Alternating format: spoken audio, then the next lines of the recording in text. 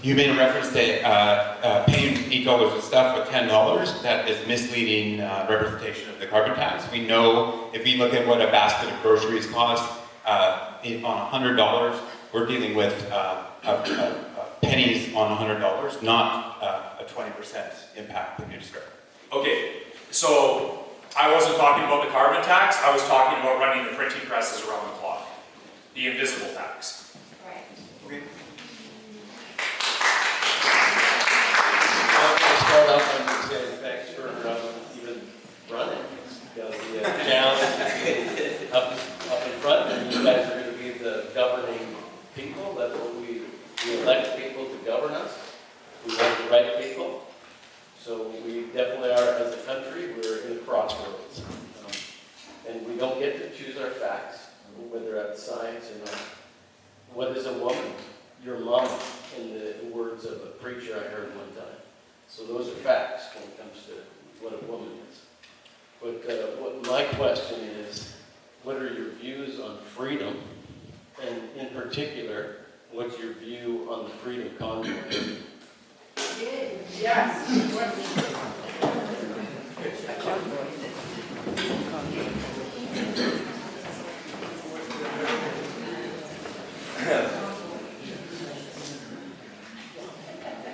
How amazing was it watching a nation get off its knees after appearing comfortable there for so long?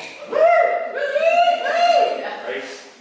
It was a lot of different things for a lot of different people. I just got back from Ottawa when that went out, and I was like, I'd had enough Ottawa for a while. We demonstrated a coming together like we haven't seen. Watching Mennonites give sandwiches and Sikh temples open their doors to house people.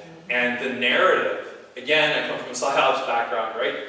And the disparity between the narrative and the messages that I was getting from the people on the ground. It's unfortunate the way it ended, right? And the fact that the majority of Canadians cheered it on. I think there was different views rurally than there was, in the urban setting. We set, the world was looking at us, right? And I think we set a good example. You look at the legal stuff that's been going on since. I just talked with Tamara. She's waiting her verdict and facing up to 10 years in jail for just doing some live streams, right? It's sad.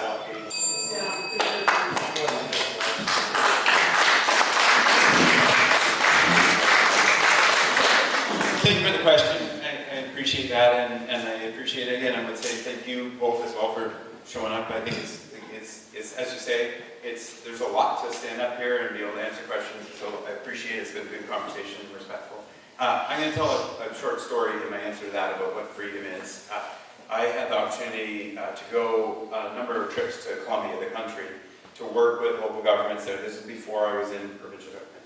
To work with local governments there and improving various aspects of what they were doing. It was like a knowledge sharing. So I learned it was great. In one of the forums that we were working on resource management, like how do they navigate their resources? And in a room, I had a group of 25 people sitting around, community members, and one guy put up his hand and he said, I'm 55, I've lived a good life, so I can ask this question now. And I'm sitting there thinking, okay, this is intense, like, what is he going to ask me?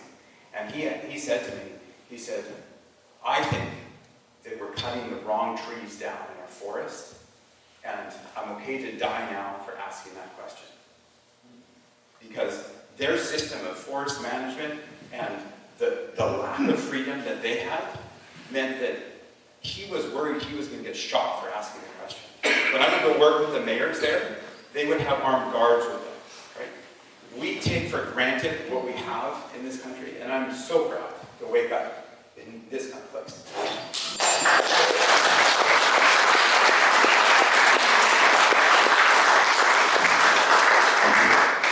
I think not fearing violence is a really good place to start.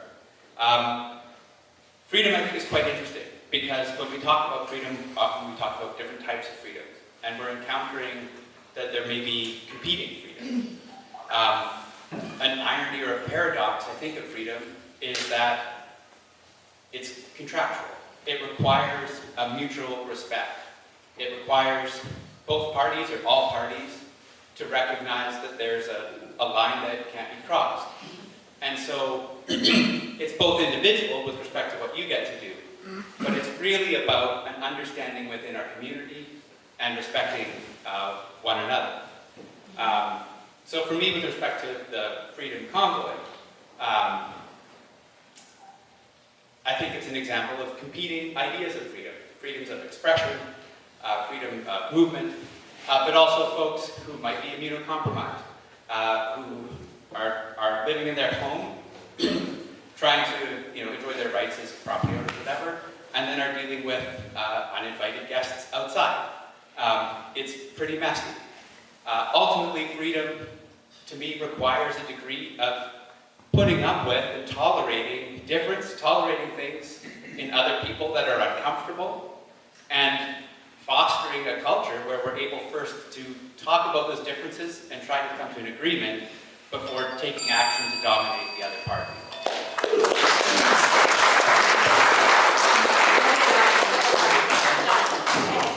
Yeah, that's my question. I can't get it because I didn't get it, but I'd like to ask her. I'm sorry. That's my question she's asking. Oh, So okay. I can. So I'd Okay, like to so ask her. final question, no more after this because we are getting pretty late, everybody. Thanks. Okay, so I want to ask the three of you, does it concern you that the United Nations and the World Health Organization, being unelected bodies, have or are positioning themselves to play a major role in the policies and practices of our governments and our healthcare system? Thanks.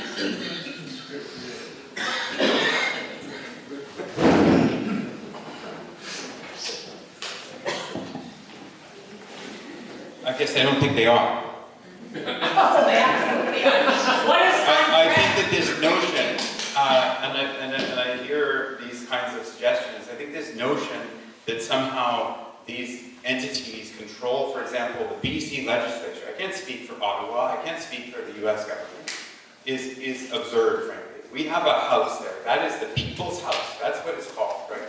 That house, so far there's been 87 of us sitting there, elected because you all, coming here to engage in democracy, decide which of the people up here you choose to put there. And we're there to fight for the people that are here. That's our role. So part of that is, yeah, how do we navigate fixing healthcare? That includes fighting, saying, SOGH, we need a new payment plan for the doctors. We need some housing for temporary locums and stuff to be here. We need rural retention incentives in this hospital.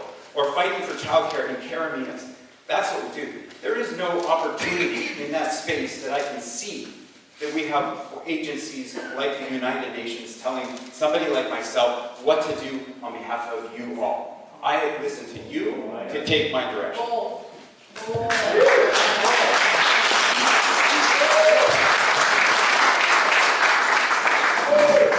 So I guess the million-dollar question is, did tens of thousands of jurisdictions around the world come to these stunningly bad conclusions serendipitously? All right? If you look at the UN Agenda 2030 website, if you look at all these supranational organizations, if you look at the tens of thousands of NGOs, they've got their plans there. Right? During the last federal election, we saw, the NDP leader say we're going to build back better. The Liberal leader, Justin, will build back better. Anime Paul will build back better. And Eero O'Toole will build back stronger. Right? They're reading from the same play card.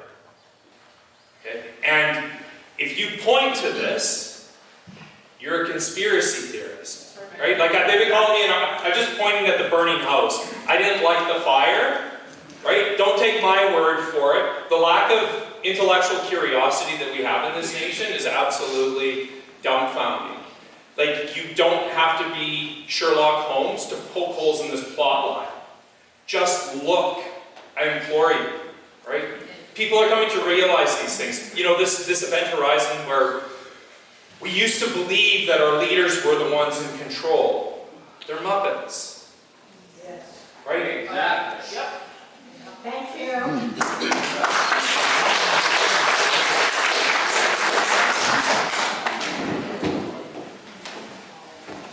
I guess, slightly different angle of the question. I don't personally believe that there's a lot of huge top-down cabals and conspiracies. I do think there is lobbyist pressure, and I do think there are, agendas by investors, by corporations, by whatever. But we're in a time, again, of crisis of trust. My curiosity is about how do we make our democratic process and system more transparent, more in touch with local community? How do we ensure that folks like yourselves feel that you're participating, that you understand the information? How do we improve data literacy and transparency? So if we're making data-driven decisions, we can have a clear report card on where we're at. And to me, that's about risk management and mitigation. When you look at probability, and there's a probable success rate, failure rate, you can make a responsible decision by steering towards success. There's a chance you may be wrong. We have to have the humility as leaders to look back, and the question I've always wanted to ask is, what in your last 4 years have you got wrong? What would you change? But we have to place our bet responsibly on probability of success and not gamble on our opinions or our probability of failure.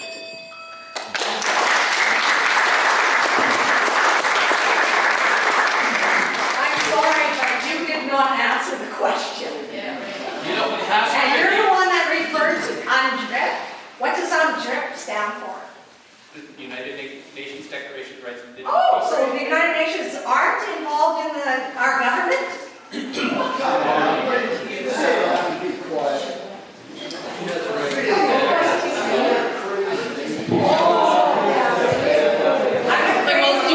won't be doing, each candidate will get roughly 2 minutes to do a closing statement. Who wants to go first? I think you guys decide. You have to make a decision. We're going to be doing official. You've got to make a decision. Sure. First, thank you. Thank you all for being here. Thank you for listening. I've run before as a paper candidate against incumbent Finance Minister Mike DeYoung in Abbotsford West, knowing I had no chance of being elected. But it was a great opportunity to participate, to debate, and it actually strengthened my confidence in our democracy. And like I said previously, that other candidates sincerely care, even if we have sometimes radically different perspectives about what to do. I mentioned humility. What I believe in is looking into the facts, being responsible and transparent, whether in government or in opposition, and being a very clear dialogue and responsible to you to be able to disclose how I make my decision and to listen to make sure that I can also represent your interests in Victoria. To rebuild that trust in our systems, in our decision-making, so that we can preserve our democracy and have the tough conversations that we need to have, because the future is challenging.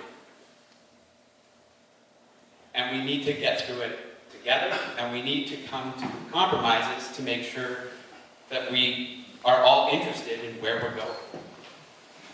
Thank you.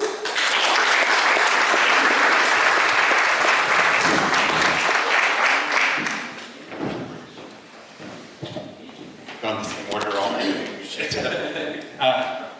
Thank you, echo Kevin's words. I really appreciate the fact that we had a good turnout tonight. It seems like it's going to be a challenge to have all the candidates up in front of the room, and so this, maybe this is our only opportunity. Thank you for showing up. Really do appreciate the engagement.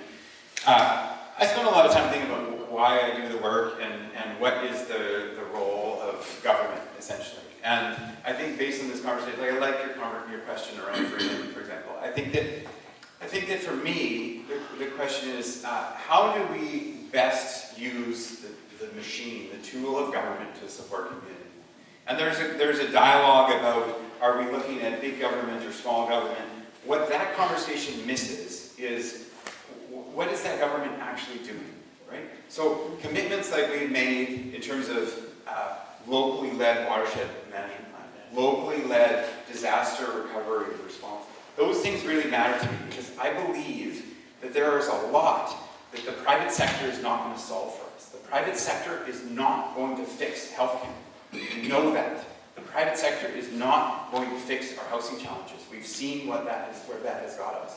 And so the opportunity is to say, how do we use the government to help take the barriers out of the way of the private sector, support and encourage and innovation in that space, and at the same time, be able to identify where do we and how do we invest in communities to help support communities. And that includes things like supporting our farmers, like getting more money into their pockets. It includes things like being able to build a healthcare system that works. It includes things like making sure we're managing our forests in a good way and expanding community forests. All things that we're doing right now.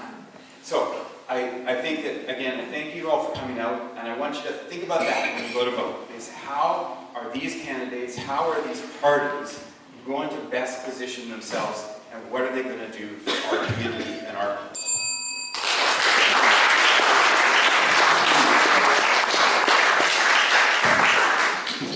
Not through public-private partnerships, that's for sure. I'm not much of a politician. I've been on the front lines for a long time in different capacities, and I much prefer it there. I'm a soldier, and what's a soldier's job? A soldier's job is to advance on the sound of the guns. And the sound of the guns in this messed up fifth-generation info war that we find ourselves in is politics and media. I've been traveling this country from coast to coast for the last 6 years, talking about the threats that I see. And this omnipresent gaslighting by the media and our governments, it's just like, this isn't happening, this isn't happening, this isn't happening. We see it happening. Right? There's no benefit. The things that I witnessed in my last year of nursing, I cannot unsee. I swore an oath to defend this nation from enemies both foreign and domestic. These legacy parties are captured operations, and we see these threads, right? And they'll tell you it's not true, right? We'll know them by their fruits. No one's coming. This is on us. And I'm not saying everyone on the NDP is evil or everyone in the Green Party is evil, right? There's a lot of people that have been fooled. They're very, very good at telling stories. They're convincing stories. We see this play out again and again throughout history. This is on us. We get the governments we deserve. I'm going about this ass backwards, right? Politics is downstream from society. You shape the society with the media. I'm coming at it from the other end because it gives me access to NDP people and conservative people and green people. We need to pay attention. It's on us.